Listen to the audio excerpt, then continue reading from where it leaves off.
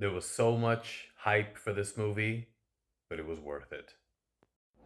What's up, everybody? So, I know it's super late with this review, but I finally watched Marty Supreme. And to be very honest with you, I kept hearing there was so much hype.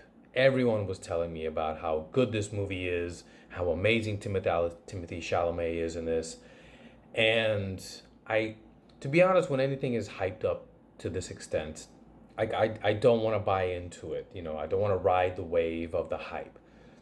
So that's why it took me so long to watch it. But when I did, okay, yeah. All right.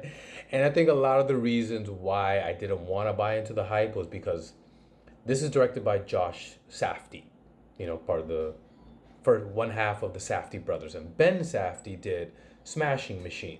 Now, Smashing Machine is super flawed. I can see why a lot of people didn't get into it, even though I liked it, but I'm also very aware of my biases towards Smashing Machine.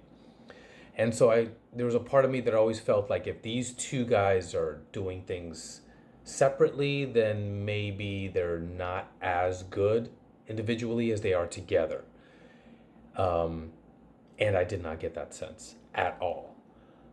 Josh Safdie, I think, is the better technical filmmaker, but I think Ben Safdie has the better eye for vision. And I think once you put those two together, you get the magic that is the both of them. But when it comes to Marty Supreme, in and of itself, as a self contained movie, wow. Like the choices that he makes as far as the pacing of the story, as far as the character evolution, as far as the editing, all of that is just the chef's kiss.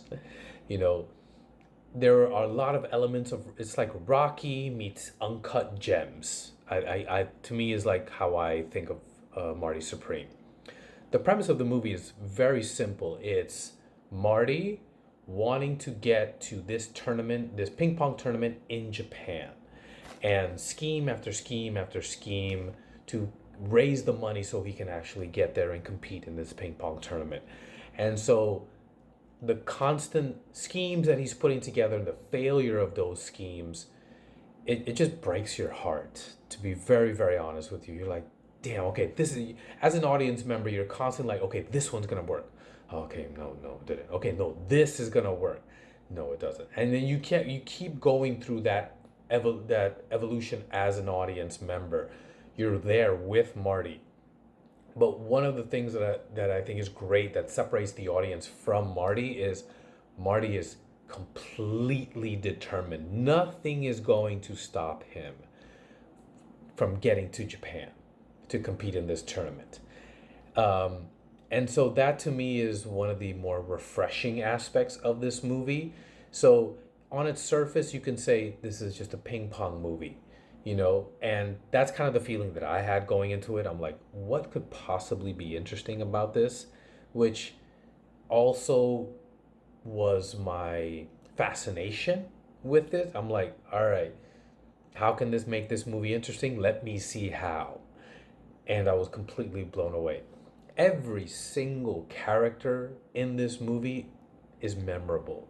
And I'm talking even from everyone from Timothy Chalamet to Gwyneth Paltrow.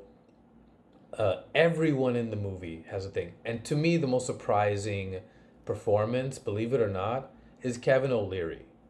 I used to watch Shark Tank a lot. I am a big fan of listening to any podcast episode where Kevin O'Leary is a guest.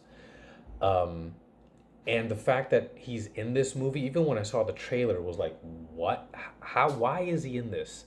And it's really, he's just playing a version of himself. And he even talks about that in interviews where, he was approached to be in this movie and he's like, I'm not an actor. And Josh Safdie's like, no, I just need you to be yourself. He needs you to be Mr. Wonderful. And he is that, all the way down to the watches. And if you know anything about Kevin O'Leary, you know he has an affinity for watches. That's like one of his things. He has a huge watch collection. And the fact that they even like put that in the movie so that he could be a little bit more authentic with the delivery of the dialogue, I thought was a nice little touch. But Timothy Chalamet, like the hype he is getting for Best Actor, I I definitely think that he is a front runner.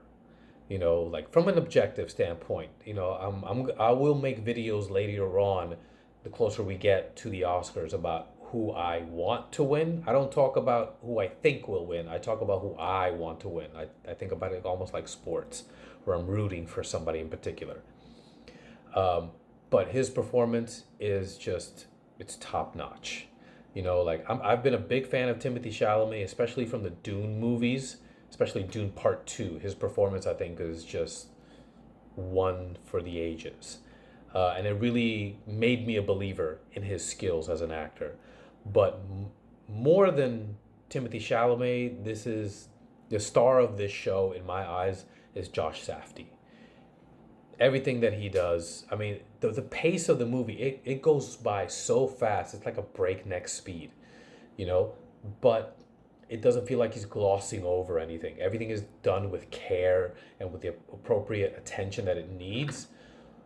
But wow, it goes by fast. It's almost like Martin Scorsese type of deal, but it's not 3 hour movie that feels like 2 hours. Like the length of this movie is appropriate, but everything happens just really, really, really fast. So be prepared for that if you haven't, if you're one of the few that haven't watched it yet.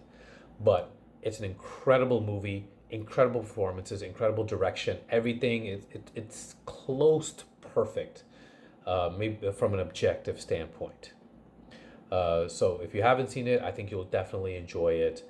And if you have, let me know what you think in the comments below. Smash that like button, give me a follow, and I'll see you guys next time.